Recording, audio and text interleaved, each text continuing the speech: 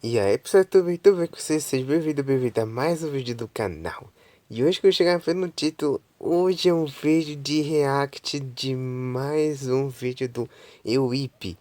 Lembrando antes de tudo que eu vou deixar o canal dele aí na descrição desse vídeo. Então, agora ele vai falar sobre o... eu acho que é um Ark, ou não sei o que é Mulberry Country, né? Count. Então, tô bem curioso para assistir junto com vocês. Um vídeo de 25 minutos. Mas tudo bem, né? Então, ditos os recados, já bora pro React. Eu tô com a meta de bater 2 milhões de inscritos esse ano. Eu conto com a tua ajuda. Olá, amigos. E já tá quase chegando. Esse vídeo aqui vai ter que ser só áudio de novo. Eu tive alguns problemas com o computador mais uma vez. Eu não queria ter que atrasar vídeo. Se eu fosse me gastar pra arrumar esse computador a tempo, eu não ia conseguir gravar esse vídeo. Porque hoje estamos numa quarta-feira, às 5 da tarde, pra postar Meu esse Deus. vídeo no sábado. E o editor vai ter que correr contra o tempo, mas vambora. Mulberry County. Eu sei que pelo nome do vídeo e pela thumb, pode até parecer um tema genérico, Urban Spook, Mandela terrorzinho. Mas não é. O que eu vou apresentar pra vocês é a experiência definitiva de horror no Roblox. Eu acabei de crinjar firme falando isso. Enfim, eu sequer vou fazer a introdução pra esse vídeo. Eu vou pular direto pra intro pra conseguir cair de cabeça nesse tema desse vídeo e no condado de Mulberry. Nesse game a gente vai ter pouco contexto do que tá rolando inicialmente. Então pra conseguir preservar a imersão, digamos assim, eu vou dar o mesmo tanto de contexto pra vocês que o game me deu. O game começa nos dando uma pequena explicação sobre alguns casos que tem rolado no condado de Mulberry, que é onde o jogo se passa. Em 1995, o condado tinha um total de 35 desaparecidos. E somente em 2 meses, esses 35 casos se tornaram simplesmente... Tá, fecha. Meu filho, 2 meses. Subiu isso tudo? 508. Além desses diversos desaparecimentos, várias casas foram invadidas, o que colocou todo mundo daquele condado em alerta. E nisso, o governo emitiu uma transmissão emergencial na TV para alertar todo mundo do que estava rolando. E o policial da transmissão, por algum motivo, me lembrou o Lua Gameplay.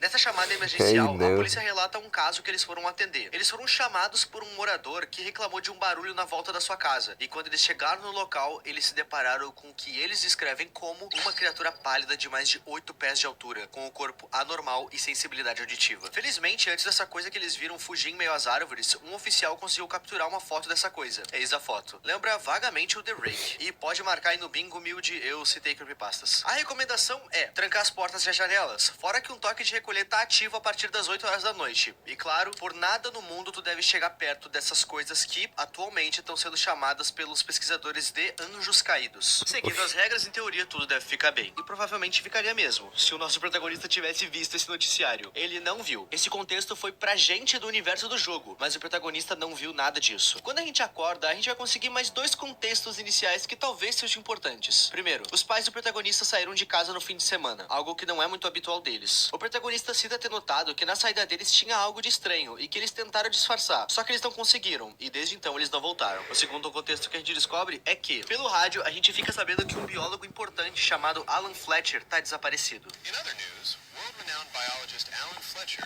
has gone missing this weekend, leaving many to question his work. Ok? Momento gameplay. A gente tem uma pequena lista de afazeres colada na geladeira, deixada pelos nossos pais. Tirar o lixo, alimentar os animais e fazer o nosso dever de casa. Mas antes a gente toma um café da manhã. Quando a gente enfim tá indo fazer as coisas da lista, o telefone toca e um tal de Benson vai estar na linha. A gente vai entender um pouco qual é que é desse mano. Aparentemente, esse cara se trata de uma pessoa que faz bullying com o nosso protagonista. Eu ouvi dizer que seus pais saíram ontem à noite. Eu e os meninos vamos passar pela sua casa mais tarde. Esse Benson não é realmente uma ameaça. Ele é só um mala que gosta de sacanear o nosso protagonista.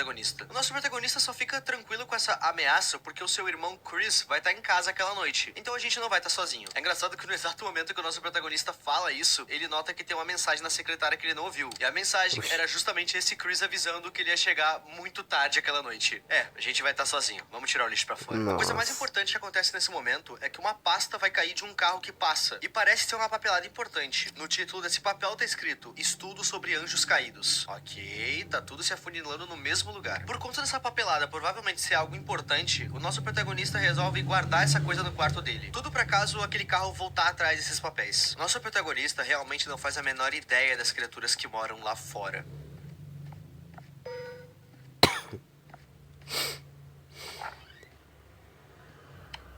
Oxi.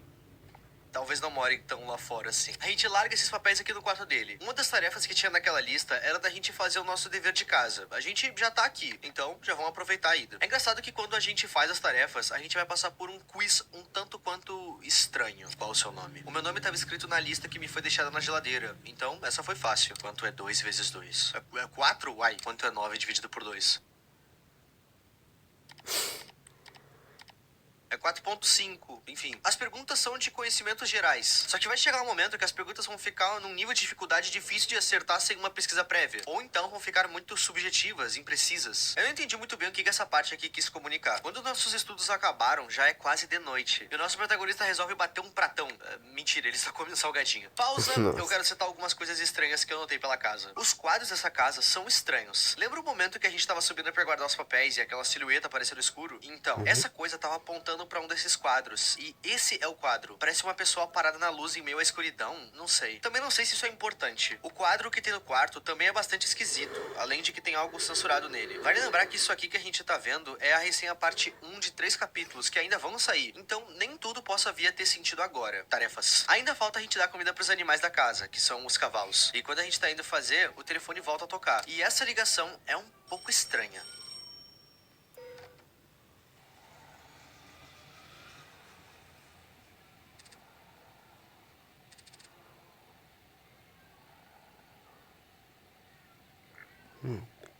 Você tem uma casa muito legal.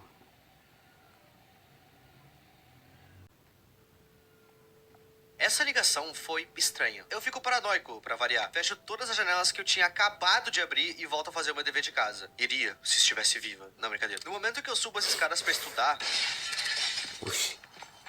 uma janela se quebra. Foi uma janela da cozinha que foi estourada. Uma janela e toda a cortina que tinha naquele janelão foi jogada pro chão. É engraçado que a maior Nossa. preocupação do protagonista agora é a bronca que ele vai tomar dos pais. Eu chuto que ele não tá preocupado com os anjos caídos. Ele deve estar pensando que tudo isso é culpa do Benson. Sendo sincero, o protagonista nem se lembra daquele papel que ele achou que fala dos anjos caídos. Tendo limpado esses vidros, a gente enfim volta pros estudos. E quando a gente termina, já é tarde pra caramba. E a gente acaba caindo no sono ali na mesa mesmo. E durante esse sono, no nosso subconsciente, alguém vai falar com a gente. Inicialmente, essa pessoa fala com a gente fazendo várias perguntas muito imprecisas, mas todas questionando possíveis decisões que a gente ainda vai ter que tomar. A maioria delas se referindo à fidelidade a alguém ou a algo. Você confiaria sua vida a alguém se essa pessoa não fosse mentirosa? Harry, você não tem muito tempo. Não importa o que aconteça, tudo o que importa é você acreditar naquele que nunca me...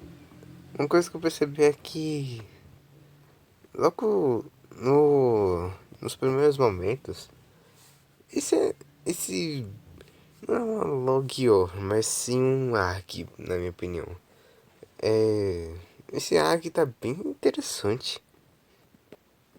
Depois disso, um pequeno questionário. Você consegue ver?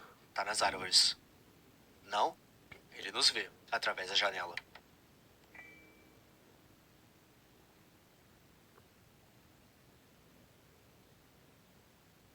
O nosso protagonista levanta num pulo de susto. Afinal, já é quase de madrugada e ele ainda não deu comida pros animais. É engraçado que naquela ligação com seu irmão Chris, ele até cita pra que a gente não esqueça de novo. Afinal, a última vez os cavalos quase morreram de fome. Literalmente. A gente pega uma lanterna e vai até... Cê é louco, não compensa. Esse som foi no jogo e o nosso protagonista ignora um literal rugido vindo do lado de fora. Enfim, antes que a gente possa dar comida pros coitados dos cavalos, alguém bate na nossa porta. E falando de verdade, esse momento, na minha opinião, foi um dos mais surpreendentes desse jogo inteiro. Porque, por mais que não pareça, isso aqui ainda é um game do Roblox. Logo, se um personagem for aparecer, a gente espera ver algo... E por que pareça um jogo muito bem feito do Roblox. Eu não esperava isso. assim, e não uma pessoa real na escuridão. Oxi. Eu sei que olhando assim parece até meio tosco, mas acredita em mim, no momento ali, na gameplay, isso me deixou totalmente arrepiado e assustado. Basicamente, esse senhor vai pedir pra entrar na nossa casa. Ele cita que ele teve um problema com o carro dele, tá procurando por ajuda. Eu não deixo ele entrar na minha casa, obviamente, é um bagulho estranho do cacete. Mas esse vovô vai ter a audácia de Pior que é insistir verdade, ainda né? mesmo assim. Então, ele lança a infame pergunta: você tá sozinho? Me deixa entrar. Nossa, me lembra até do... não sou humano. Não sei se vocês conhecem, mas é um jogo que a gente coloca as pessoas humanas e não deixa as pessoas não humanas. Eu achei esse jogo bem interessante. Isso me bateu uma... né, isso me deu uma referência. Isso daí. O nosso protagonista continua negando. E nisso, o senhor simplesmente começa a se Oxi. enfiar na nossa frente. Oxi. Que isso? Ixi, Maria. O homem. O Satana.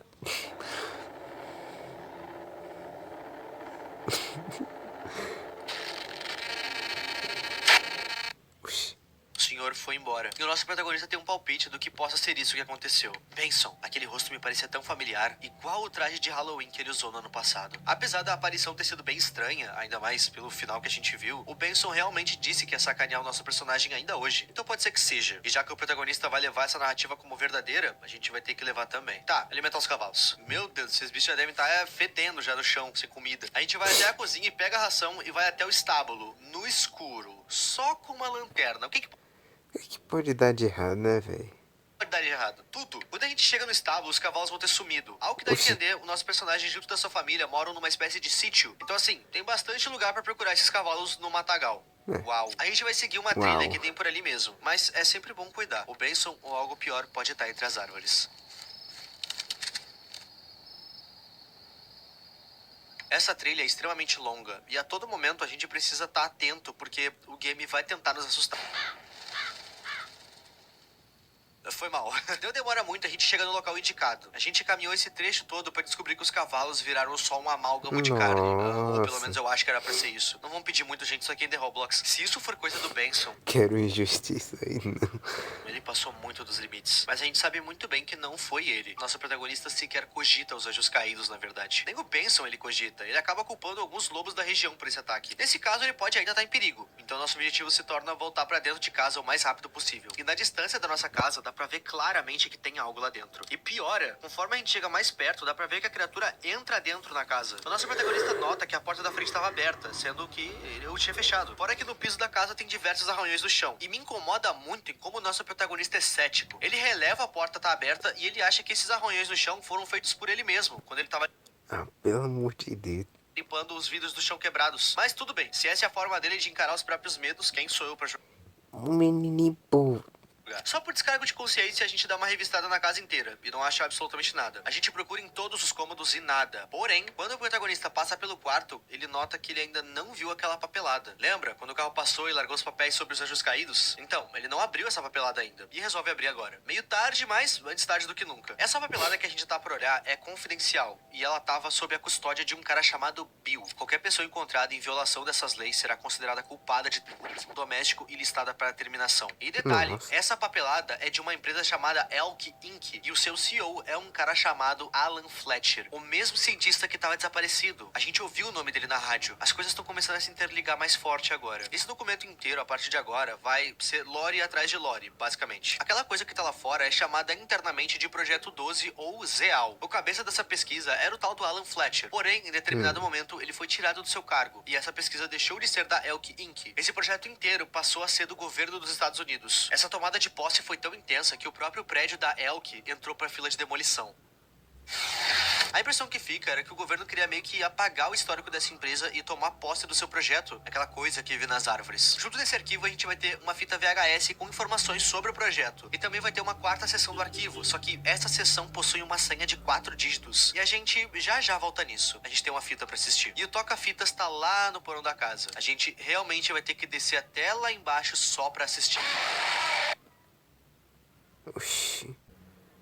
Desculpa de novo. Vamos à fita. O conteúdo da fita é literalmente um análogo horror dentro do Roblox. Nesse vídeo eles basicamente vão dar algumas dicas de sobrevivência contra ursos, pumas, ó a minha aí, ó, coiotes. Eles também ensinam que se por um acaso tu encontrar uma pessoa perdida na floresta, a recomendação é ajudar essa pessoa a se achar. Porém, se tu encontrar alguém suspeito da floresta, tu precisa denunciar essa pessoa. E claro, hora ou outra a gente ia chegar na cereja do bolo, os humanoides. Quando você encontrar um humanoide, você deve relatar o máximo de informações possíveis pelo seu rádio de emergência. Lembre que essa fita era de alguém que perdeu. Essa fita não era para civis. Quem deveria estar com essa fita deveria ter um rádio para relatar tal emergência. A gente é só um civil que não tem rádio. Não retorne até que você tenha reportado com sucesso um humanoide, ou você será enviado de volta para a prisão. Quando eu li isso aqui, eu pensei, eles estão colocando presidiários para ficar de frente com essas coisas? Isso é muito cruel. Agora vem as dicas de como encontrar humanoides. Marcas de arranhões são um sinal de que tem um humanoide por perto. Grandes pilares de ossos e carnes também são pistas que possuem um humanoide por perto. Foi citado naquele arquivo, inclusive, um descarte de carne que estava desaparecido. Tudo tá cada vez mais fazendo sentido. Após a gente ver isso, a fita vai dar um erro e o nosso protagonista resolve dormir. Foi coisa demais para um dia só. Dormir talvez realmente faça ele ficar melhor, mas não vai consertar a janela nem trazer os cavalos de volta. Durante o sono, a gente vai revisitar algumas memórias que vão ser chave pra gente entender tudo que tá rolando nesse game. A memória que vamos ver se chama Um Dia Especial de Henry, a gente. No caso, se trata de um dia que ele foi acampar com seus pais. Às 6 da manhã eles saíram de casa pra Bear Lake, local do acampamento. E ele gravou um pouco, mas logo ele teve a sua gravação interrompida. Isso porque os pais dele iam precisar daquela câmera, tá bom? Nesse acampamento eles acabaram por se encontrar com um amigo do pai do protagonista, um cara chamado Daryl. E esse cara permitiu que a gente gravasse algumas coisas naquela área. Só que o nosso protagonista também ouviu uma conversa entre esse Daryl e o pai dele. Na conversa, o Daryl cita que aquela câmera que a gente tava usando tinha um sensor de movimento. Tudo que tivesse a 12 pés de distância da câmera ia ser marcado no visor dela, mesmo que não desse pra ver a olho nu, seja lá o que tá na nossa frente. Vale citar que esse Daryl também estava sendo citado naquele documento que a gente viu. No caso, uma investigação foi feita em cima desse cara por um motivo que na nossa papelada tá censurado. Mas guarda essa informação na mente. O acampamento deles era no meio da floresta. Mas pra noite, quando deu hora de dormir, os pais do nosso protagonista ficaram fotografando a mata. E a gente tem acesso às fotos. As fotos têm uma vibe meio Liminal Spaces, e pelo menos me causaram um certo desconforto. Mas no final do dia, elas são inofensivas. Eu acho, pelo menos. É citado que os pais do protagonista queriam algo com essas fotos. Eles estavam procurando algo. Mas seja lá o que eles querem, eles não tiveram sucesso. Às 3 da manhã, o nosso protagonista cita acordar com alguém chamando o nome dele na floresta. Os seus pais não acordaram, então ele decide investigar sozinho a sua voz que estava vindo de muito longe. Ele pegou a câmera e saiu mata dentro. Ele fica andando pela floresta por um bom tempo tentando encontrar quem chamava ele. O que mais me assusta nesse vídeo que ele gravou é que em certo momento a detecção de movimento da câmera apita.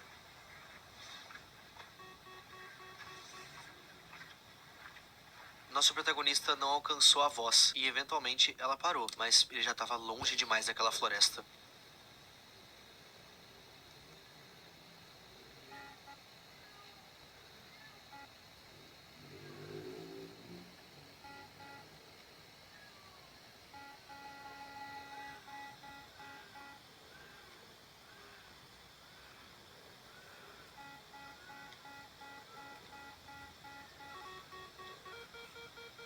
Oxi. Eu fiquei entediado, então eu voltei pra cama. As coisas não se resolveram tão claramente assim, porque seja lá o que estava nessa floresta, essa coisa seguiu eles até em casa.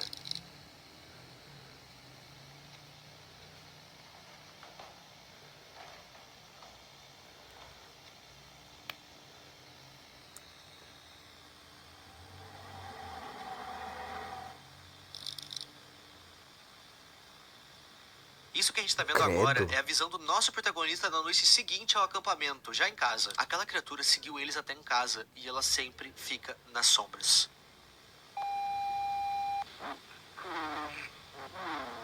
A criatura tenta falar com a gente, mas não dá pra entender. Nossa. Esse daí me lembrou. Esse design aí me lembrou The Blood One. Só que provavelmente eu não vou trazer pro meu canal. Porque é um assunto bem pesado. Uma única palavra que ela fala. Essa parte do vídeo tem uma vibe meio The Boiled One. Em certo momento, a Foi o que falei. criatura cria olhos e também nos mostra isso, o que parece ser alguém, já só o corpo censurado. Uma escrita que diz sua alma. Caramba.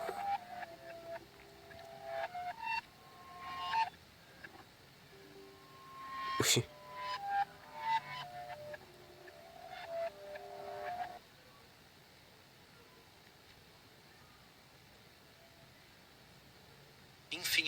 dormimos. O que nos acordou foi o alarme de incêndio da casa, que por algum motivo tá tocando. A gente vai até ele e não entende por que está tocando, mas no canto da tela a gente pode ver que a gente não tá sozinho. Uma mão esquelética apagou a luz. E sabe o que é mais incrível disso tudo? Nosso protagonista 1006. não viu essa mão. Quando a gente entra no quarto que Protagonista cego. estaria essa coisa que apagou a luz, a gente consegue ver que claramente tem alguém no guarda-roupa. Mas o nosso protagonista diz, não tem nada aqui. Sendo sincero, nessa altura do campeonato eu já tava torcendo pro bicho Eu vi bicho cego do cacete.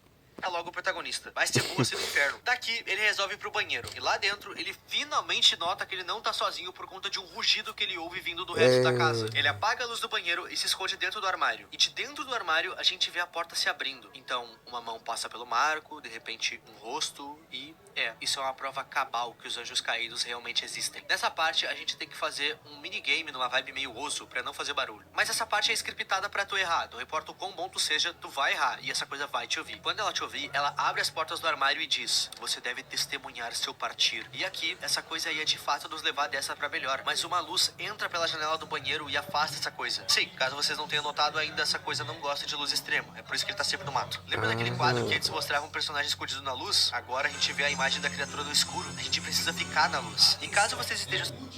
da onde veio essa luz? Lembra do Chris, o nosso irmão que ia chegar atrasado? Então, ele acabou de chegar com um carro com um farol bem alto. É bom pra tomar multa isso daí. A partir de agora, o objetivo é sair de casa até o Chris. E dessa vez o detector de fumaça vai estar pitando com razão. Isso porque a casa inteira tá em chamas. A criatura Meu Deus, FNAF 3.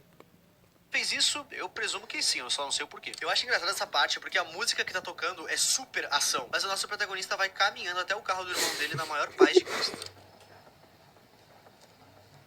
Enfim, quando a gente alcança o carro do Chris, ele não vai mais estar ali. Nosso protagonista chuta que talvez ele tenha se enfiado no milharal que eles têm lá. Ele sequer cogita que o irmão tenha sido pego por aquela coisa. Não tendo muito o que fazer, a gente se enfia no milharal atrás do nosso irmão, no melhor estilo Deborah e Night Shift. Eu tô cheio de referências hoje, desculpa. A gente anda por lá, tudo pra encontrar o óbvio.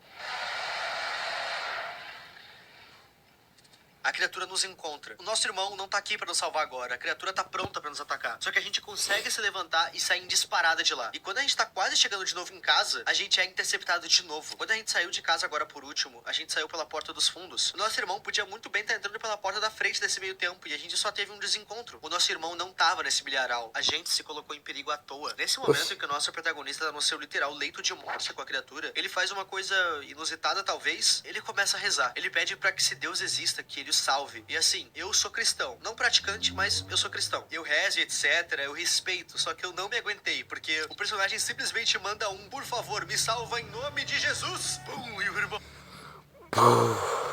Não há ferrolho, nem pó. O dele aparece bem na hora com o farol e salva ele de novo. Amém. Isso não foi um deboche, eu acredito. No final, nosso protagonista consegue subir na caçamba do carro e ir embora em segurança com seu irmão daquela fazenda em chamas. E caramba, sabe, eu não entendo. Caso vocês não tenham notado ainda, aquele cientista Alan Fletcher, que conduziu o estudo dessa criatura que a gente viu agora e que tá desaparecido, esse cara provavelmente é o pai do nosso protagonista. Ele era amigo do Daryl, o mesmo cara que também foi citado naquela papelada. Eu vou explicar pra vocês a minha teoria. Alan Fletcher passou a estudar junto da sua empresa Elk Inc. criaturas intituladas anjos caídos. Para ajudar nessa pesquisa, um amigo dele chamado Daryl desenvolveu uma câmera capaz de detectar essas coisas em meio às árvores. Inclusive, eu acho que o motivo que esse cara estava sendo investigado, que estava censurado, seja justamente a invenção dessa câmera que ele criou. Enfim, quando essa informação de que esses estudos estavam sendo feitos chegou no governo dos Estados Unidos, o governo se prontificou de se apossar dessa inteligência, sabe-se lá pra quê? Alan Fletcher perdeu seu cargo, o seu sócio Daryl foi investigado, a sua empresa entrou pra fila de demolição, e é claro que eles não iam deixar uma mente como a do Fletcher com tanto conhecimento confidencial à toa por aí, né? Eles deram cabo dele, e muito provavelmente da esposa dele também. Lembro que no início do game era citado que eles dois haviam saído com pressa de casa tentando disfarçar? Eles já sabiam o que ia acontecer, e talvez tenham fugido de casa justamente para não colocar os próprios filhos na fila de execução junto. Aquele documento cair na nossa frente, sim, foi narrativa. Uma narrativa meio preguiçosa, meio porca. Eles podiam muito bem ter feito o nosso protagonista achar essa papelada, sei lá, em cima do guarda-roupa do pai dele, mas não tem problema a forma que foi. Eu passo pano porque literalmente tudo que a gente viu, meus amigos, é um game do Roblox. Uma campanha com em torno de 1 uma hora com início, meio e fim, junto da sua própria mitologia e enigmas. Inclusive, falando em enigmas, a senha da quarta sessão, essa maldita senha. Eu preciso lembrar vocês que tudo isso que a gente viu é o capítulo 1 de 3. Essa história vai ter continuação. E eu tô explicando isso porque essa senha, até o momento, não foi encontrada. Rapaziada, eu respirei esse game e a sua comunidade por 3 dias seguidos e eu falo com propriedade. Essa senha não foi encontrada por ninguém ainda. E se foi encontrada, não divulgaram. Oi. Bom, meus amigos, eu sou muito burro, ou o editor aqui do canal que é muito esperto. Basicamente, sobre essa senha, tem um parêntese pra se abrir aqui, que é o seguinte. Quando eu fui procurar a resposta pra essa questão, eu fui em Wiki, eu fui em Reddit, eu conversei com as pessoas que estavam no lobby do jogo. E eu não consegui a resposta. Porém, o Laximite foi simplesmente óbvio e genial ao mesmo tempo. Ele foi numa long play desse game e matou a charada nos comentários. Obrigado, Murilo, por mais uma vez salvar esse vídeo de ao ar incompleto. Vamos à resposta. Na seção 4 da papelada, ela confirma uma coisa. Lembra que eu tinha falado pra vocês que na fita escondida meio que dava a entender que o Alan Fletcher tinha criado o tal anjo caído? Foi isso mesmo. Basicamente, esse estudo todo foi feito pra criar um corpo pra dar um corpo novo a uma pessoa que teve o seu próprio debilitado. Essa pessoa se chamava Brian Groover. Quem é Brian Groover? Quem liga? O Nossa. ponto é que a Elk Inc. criou todo esse corpo em laboratório, por isso que ele é meio esquisito. A ideia era transferir a consciência desse Brian pra esse corpo. E quando eles fizeram essa transferência, ela foi um sucesso. Eu coloco entre parênteses esse sucesso porque, em teoria, foi. Só que não tem como confirmar se realmente foi, porque apesar do Brian estar agindo normal, a equipe de desenvolvimento começou a suspeitar que essa coisa tava se fingindo de normal pra sair com vantagem. É tipo assim, a consciência do Brian não tava ali, tava um resquício dela. E algo que já tava naquele corpo tomou conta dele agora. A teoria mais aceita entre os cientistas da Elk é que o Brian morreu no momento da transferência de consciência. Chegou meio que só umas pinceladas lá naquele monstro. Em contrapartida, no corpo daquele monstro já tinha uma consciência. Agora o ponto é saber quem deu a consciência pra essa aberração primeiro. Eles notaram que tinha algo de errado, que talvez essa coisa tivesse fingindo ser uma pessoa boa por meio de análises cerebrais. Ondas cerebrais. Olha o nível da parada, brother. Na seção 4, a gente também descobre mais uma coisinha. Algo que os pesquisadores chamaram de o chão silencioso. Basicamente, abaixo do prédio da Elk foi construída uma instalação à la Outlast, com mais de 50 andares para baixo. Alan Fletcher, que era o CEO de tudo isso, não sabia dessa área. Ele não sabia que isso estava sendo feito. Não tinha a permissão dele ali. E quem construiu esse lugar foi uma pessoa que deveria ser o braço direito do Alan. Um cara chamado Dr. Saladin. E o que é esse piso silencioso? Então, lembra que nos foi citada por meio de uma fita que eram presidiários que faziam as missões de resgate desses experimentos? Esses prisioneiros tinham que ficar em algum lugar, né? Era bem cruel a parada. E bom, sobre a demolição do prédio da Elk, o governo dos Estados Unidos destruiu esse prédio justamente por conta dessa sala silenciosa. Os Estados Unidos queriam apenas os experimentos, eles não queriam ter posse desse lugar. E também não queriam que esses investigadores pensassem que toda essa instalação fosse deles, até porque isso ia pegar bem mal. Tudo que eu expliquei pra vocês agora é a minha interpretação do que tem na seção 4. E agora eu vou deixar vocês aí com o IP do passado com menos informação. Fui. E eu sei que talvez tu que conhece esse game vai citar pra mim que eu não olhei a fita secreta que tem no menu. Eu assisti essa fita, e lá só tem uma pequena introdução ao Alan Fletcher e aos estudos dele. É curioso que essa fita dá a entender que foi ele quem criou os anjos caídos, mas isso não é confirmado, só o futuro vai nos dizer. E mais uma explicação, aquele 12 que apareceu na nossa porta realmente era só o Benson. Primeiro porque os anjos caídos não são skinwalkers, eles não fingem ser humanos. E segundo, esse velho nunca mais é citado no jogo. Então, muito provavelmente era só um artifício de medo pra dar susto mesmo. Bota no reto do Benson aí. E, vocês agora têm um TCC sobre tudo o que se sabe até o momento de Mulberry County, mais as minhas teorias. Esse tema foi muito pedido por vocês e eu, real, não tava dando muito pra esse game não, viu? Só que jogar esse jogo e descobrir sem nenhum contexto foi uma das melhores experiências que eu já tive no Roblox. E eu espero do fundo do meu coração que tu tenha gostado. Joguem esse game e venham teorizar aqui comigo. Pronto. Esse já é o final. Agora só vai ser meu de pote. Mas eu gostei bastante desse jogo. Contou uma história, né?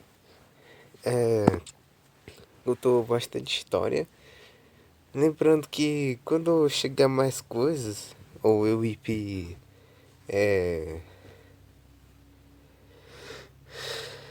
contar as coisas na segunda e da terceira fita, eu falar que, né, eu posto o vídeo aqui pra vocês. Mas deixa aí nos comentários o que vocês acharam desse jogo. Eu achei bem interessante a dinâmica desse jogo.